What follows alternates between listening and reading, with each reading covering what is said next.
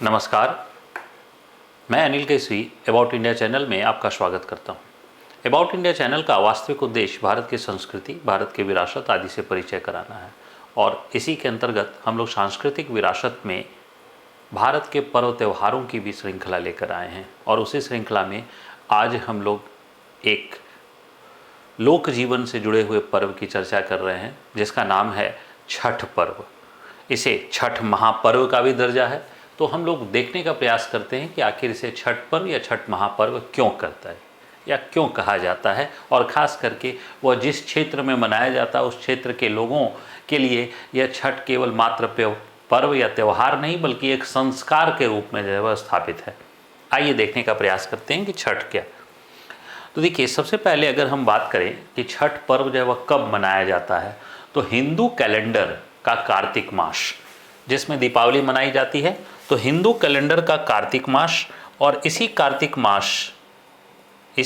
मास में इसके शुक्ल पक्ष, इसी कार्तिक मास के शुक्ल पक्ष की षष्ठी तिथि को, यानी दीपावली के छठे दिन, ठीक दीपावली जिस दिन होगी वो दीपावली के छठे दिन जो है को प्रथम अर्घ के रूप में, यानी छठी जो पर्व है यानी छठ, ये छठा दिन, उसमें प्रथम अर्घ के रूप में जो है वह ये मनाया जाता है। ठीक है।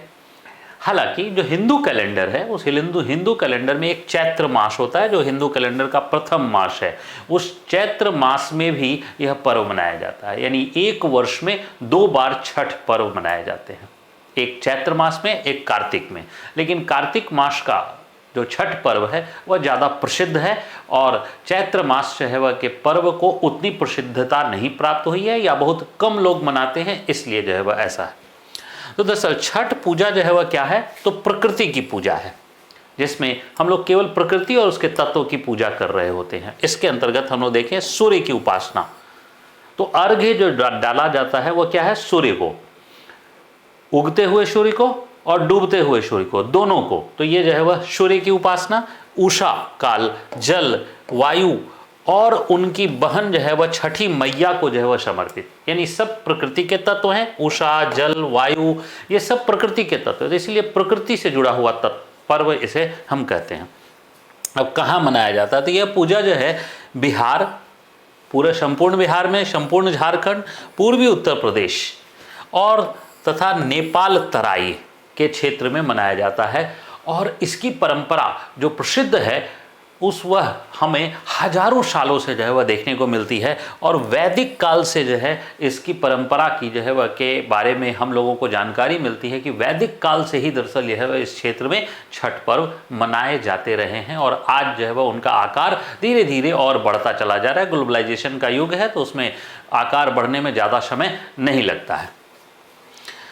अब देखिए, सन गॉड की उपासना है, जैसे मैंने बताया था कि सूर्य की उपासना है, तो सूर्य की उपासना उगते और डूबते दोनों सूर्य की उपासना जो है वह की जाती है। तो ये जो है वह सूर्य को ही अर्घ्य डाला जाता है।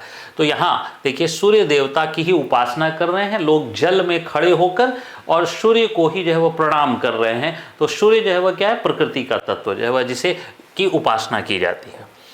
ये भी जो है वह देखिए नदी में पटना का यह दृश्य है जहाँ पर जो है वह घाट के पास जो है वह वहाँ लाखों की संख्या में जो है वह क्राउड जो है वह होते हैं, जहाँ हम लोग छठ पर्व जो है वह देखते हैं बड़े धूमधाम से और आस्था के साथ। अब इस पर्व का प्रारंभ कब होता है, तो इस पर्व का प्रारंभ जो है वह कार्तिक शुक्ल पक्ष की चतुर्थी को हो जाता है। और चतुर्थी को जो होता है तो ये दोपहर में होता है। देखिए ध्यान से देखते चले जाइए कि दोपहर में होता है। और उस दिन जो है उसको हम लोग नहाए खाए या कद्दू भात के रूप में जो है वह जानते हैं, जिसमें शुद्ध भोजन जो है वह करने की परंपरा जो है वह, जिसमें कद्दू, जिसे पंपकिन अंग्रेजी में कहते हैं, कई क्षेत्रों में इसे घिया कहा जाता है, कुछ क्षेत्र में लौकी कहा जाता है, बिहार के क्षेत्र में इसे कद्दू कहा जाता है, पंपकिन, उसको खाने की परंपरा है। इसके बाद जो है वह देखिए कार्तिक शुक्ल पक्ष पंचमी, ये चतुर्थी, तो चतुर्थी को जो पूजा होती है वो दोपहर में, और पंचमी को जो पूजा होती है वो रात्रि में। पंचमी को जो पूजा होती है वो रात्रि में होती है, उसे हम लोग खरना कहते हैं। तो इसमें चावल के खीर बनाए जाते हैं और साथ साथ जो है वह रोटी, यह जो है वह मुख्य रूप से यह प्रसाद के रूप में जो है वह ग्रहण किया जाता है। और देखिए कार्तिक शुक्ल की षष्ठी शुक्ल पक्ष की षष्ठी। अब षष्ठी को कब पूजा होती है? तो संध्या काल में पूजा होती है और उस दिन प्रथम अर्घ्य होता है, प्रथम अर्घ्य, ठीक, यानी सूर्य को अर्घ्य दिया जाता है, जल ढारा जाता है, इसी से हम लोग अर्घ्य जो है वह कहते हैं। और कार्तिक शुक्ल पक्ष की सप्तमी को जो प्रातः काल में पूजा है, द्वितीय अर्घ्य, यानी ये कुल जो है वह 4 दिनों की पूजा है। छठ पर्व एक दिन का पर्व नहीं है बल्कि 4 दिनों का पर्व है। और ध्यान से देखने की बात है कि हर एक दिन जो पूजा का प्रहर है यानी टाइमिंग वो चेंज हो रहा है, यहाँ दोपहर में, यहाँ रात्रि में, यहाँ संध्या में, यहाँ प्रातः में। यह अपने आप में जो है वह विशेष बात है। इसका मतलब है कि पूरे दिन के हर एक समय अलग अलग समय में पूजा की जाती है और अलग अलग टाइम को, इसलिए जो है वह हम लोगों ने कहा सूर्य की उपासना भी जो है वह होती है, उषा काल की भी उपासना होती है, हर की उपासना जो है वह होती है। यहाँ आते हैं हम लोग, देखते हैं क्या थोड़ा पिक्चर के माध्यम से देखें तो देखिए ये इसी को हम लोग कद्दू भात या नहाय खाए में प्रसाद जो है वह के रूप में ग्रहण जो है वह करते हैं। तो जो व्रत और व्रती यानी इस पर्व में जो है वह पुरुष भी उपवास करते हैं और महिलाएं भी उपवास करती हैं, दोनों उपवास कर सकते हैं। यानी यह बंधन नहीं है कि सिर्फ पर्व जो है वह महिलाएं ही करेंगी या फिर जो है वह पुरुष ही करेंगे। वापस आते हैं, देखिए क्या है, इस दिन चतुर्थी के दिन सुबह से दोपहर तक उपवास किया जाता है और फिर दोपहर के बाद रात्रि तक फिर से उपवास होता है। फिर अगले दिन फिर से उपवास होता है सुबह से लेकर रात्रि तक और रात्रि में जब वह भोजन किया जाता है।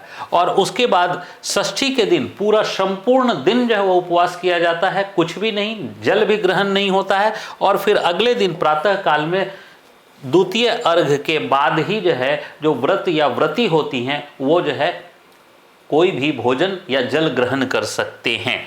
तो इसका मतलब है इस दिन सुबह से दोपहर तक उपवास, फिर दोपहर के बाद रात्रि तक उपवास, इसमें जो है वह सुबह से लेकर जो है वह रात्रि तक उपवास, और इसमें पूरा होल डे उपवास, और इसमें अगले दिन सुबह जो है वो जल ग्रहण करते। तो इस प्रकार से इसीलिए इसे कठिन पर्व के रूप में भी माना जाता है। तो ये जो है वह जो नहाए खाए है उसको जो है वह का एक चित्र है। इसके बाद जो है वह ये खरना का, जिसमें खरना में मैंने बताया था कि जो है वह थोड़ा खीर बनाया जाता है, रोटी बनाई जाती है और बनाना या केले और गुड़ जो है वह रखे शक्कर। तो इस प्रकार से यह पूजा के रूप में, तो ये भी जो है वह नहाए खाए का ही प्रसाद जो है वह खरना का प्रसाद है। और खरना के प्रसाद के बाद जो है वह ये प्रसाद जो है वह सामान्य प्रसाद जो है वह बनता है, जिसे हम लोग जो है सूर्य देव को जो उपासना देते हैं उसमें जो है वह इस प्रसाद का प्रयोग किया जाता है। अब उसके बाद देखिए ये पूरा का पूरा जो है वह जो शहर है, कोई भी शहर हो, बिहार हो, झारखंड हो, कोई भी शहर हो, सारे शहर में पूरी तरीके से सफाई हो जाती है। और सफाई के बाद एक बड़ा सुंदर सा दृश्य तो इसमें भी हम लोग देख रहे हैं। सामान्यतः ये सब जो है वह जो क्षेत्र होते हैं गंदगी के जो है वह क्षेत्र होते हैं, गंदगी अंबार लगी रहती है, लेकिन छठ के समय सारी सफाई जो है वह हो जाती है और बहुत अच्छे से जो है यहाँ छठ पर्व मनाए जाते हैं। इसके बाद देखिए ये भी जो है वह गंगा के तट को जो है वह पूरी तरह से क्लीन किया गया है और जो है वह छठ पर्व की तैयारी की जा रही है। और ये जो यहाँ महिलाएं जो है वह व्रत कर रही हैं और इसमें इसे हम लोग सूप कहते हैं। इसी सूप में सारे फल और जो है प्रसाद आदि को रखकर जो है वह सूर्य भगवान को अर्घ्य दिया जाता है और बाद में ये पूरे परिवार के साथ, रिश्तेदारों के साथ जो है वह इसी प्रसाद को खाया जाता है। तो यहाँ हम लोग जो है वह देख रहे हैं कि बिहार के जो मुख्यमंत्री हैं वो भी जो है वह अर्घ्य दे रहे हैं। यही जल देना जो है वह इसी को अर्घ्य कहते हैं। तो यही अर्घ्य जो है वह दिया जा रहा है।